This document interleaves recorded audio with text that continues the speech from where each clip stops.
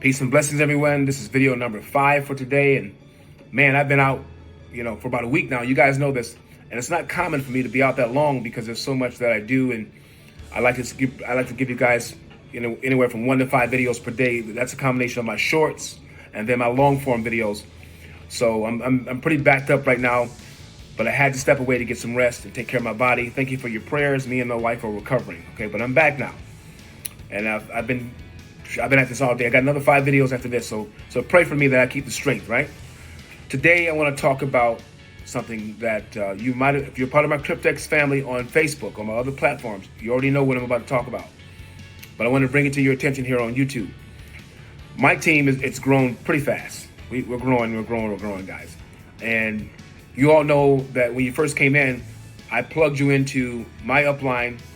Tremendous leaders. I don't say their name for privacy reasons, for people out there on the internet that they're crazy out there, so I don't say their names. But if you're plugged in and you tune in Tuesdays and Thursday nights, you know who I'm talking about. A phenomenal group. They're my mentors and I learn from them. Okay, so a lot of things that you see me talk about, I go back and make sure I have the facts from them. And so I had you guys tapped into them for a long time, but our team began to grow real fast on Facebook. We're like almost 700 members, and I personally sponsored close to 100 people, close to 90. And so my whole organization is like 300 members, right? And that's still small compared to some of the other groups. But now that we're growing at a very rapid speed, and I have a lot of international people that came on board, members, and when we do the meetings on Tuesdays and Thursday nights, they can't attend because it's too late for them.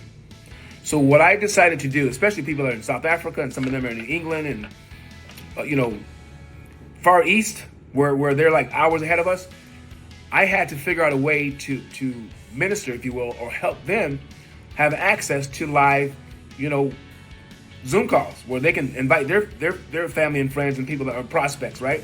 Because if it's 2 o'clock, over there in Kenya in the morning, that's not good for them. They're trying to sleep. It just wasn't convenient. So what I decided to do is, in a month's time, sometime in October, I haven't picked a date yet. I'm thinking maybe the second week. We are going to start doing weekly Zoom calls on Sundays at between maybe 1 and 3 p.m. Why is it so early? Because number one, it's Sunday. Most people that go to church, they go to church between 10 and 11 o'clock, and they're done between 1 and 2, somewhere in there. So the latest we'll do it is 3 o'clock. I worship on Saturday. So basically, I don't really have to worry about Sundays, right? But a lot of people do. A lot of people worship on Sunday. So I want to make sure they have a chance to get done with church, go home, have dinner, etc., and have time to tap into a weekly Zoom call and invite their family and friends and prospects. Well, at the same time, if it's 7 hours ahead here over in Africa, and we start at 3, it's 10 o'clock. That's still late, but it's not like 1 or 2 o'clock in the morning, all right? If we do them at 1 o'clock our time or 2 o'clock our time, if it's 2 o'clock, 6 hours later, it's 8 o'clock. So 2 o'clock might be 2 o'clock is probably the best time. But my point I'm trying to make is, if we start between 1 and 3 o'clock, everyone around the globe can be a part of it, can participate. We probably have 500 or 600 people that's in my group right now that are international. They're not even in the States. So their time differences, the time constraints are hurting them from being able to build their teams by allowing them to tap into. They can't tap into a system where they have their prospects, where they can see what's going on and learn what we're all about and get sign-ups. So it's actually hurting them. So that's why we're doing that. So number one, we're going to do that for sure. It's going to be an international presentation on Sundays between 1 and 3 o'clock. It's looking like more like 2 o'clock Eastern Standard Time. That's 11 a.m. Pacific Standard Time. But overseas, everyone is going to be 6 o'clock for some people, 7 o'clock, 8 o'clock, no later than 9 o'clock. Everyone around the world can tap in. That's number one. Number two, what my wife and I have decided to do, Queen Arlene, we decided to do, we both agreed that we're not going to do a presentation every week ourselves. We'll do the first Sunday of every month, and then we're looking for 3 more presenters to do the second week, the second Sunday, of the month, third week or third Sunday of the month, and then the fourth week or fourth Sunday of the month. So it's going to be 4 presentations per month. We'll do the first one for the first month. For the first week of the month. Second week, somebody else. Second Sunday, same time. Third Sunday, another speaker. Fourth Sunday, another speaker. So what we need is, we need more candidates who are willing to say, you know what, I can learn the presentation, I can present it. And I have to look at, I have to see where you are and see how you are with your team, because we're looking for more leaders. I don't believe you have to be a super leader to do a presentation, but you do need to be a leader. Okay, we have some of the best super leaders. I mean, these guys are fantastic. But you don't have to be a super leader to do a presentation, but you have to be responsible. You have to be somebody that your team looks up to or can confide in and trust that you're going to make the right decision for them. In other words, you serve them, you're not going to lead them on the wrong path. Those are the people I want to come on and speak. All right? What kind of leader am I looking for? Someone that's a doer of what they say. They don't have to be perfect. They don't have to be the most eloquent person. However, I do want someone who has the ability to look at a situation and improvise and help their team come up. So you're a problem solver naturally. You look at your team, you see what's going on, and you jump in there and say, hey, listen, I'm there for you. I'm going to fix this problem. People like that, those are the people I want to speak. You can look at your teammates and say, you know what? They trust me. They believe I'm going to serve them and take care of them. They believe and know that I'm going to be there for them. And that's the person I want speaking to our group, because, we may have 500 to 1,000 people on these calls, right? We want to make sure that the people that speak and represent Cryptex and represent our team are coming with integrity, character. Those are the things that we look for. If you're one such a person, if that's you,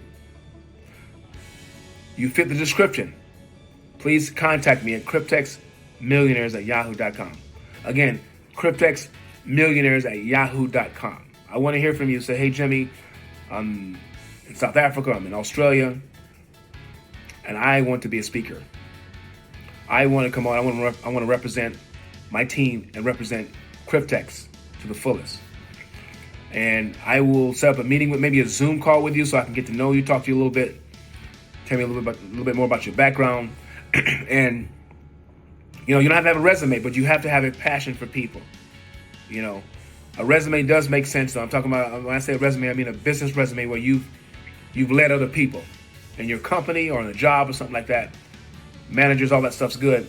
But sometimes managers are not the best leaders. We're looking for leaders, guys. But I want to talk to you and get to know you so we can figure out who are the best candidates. And then when we start, that second Sunday, third Sunday, fourth, you got next.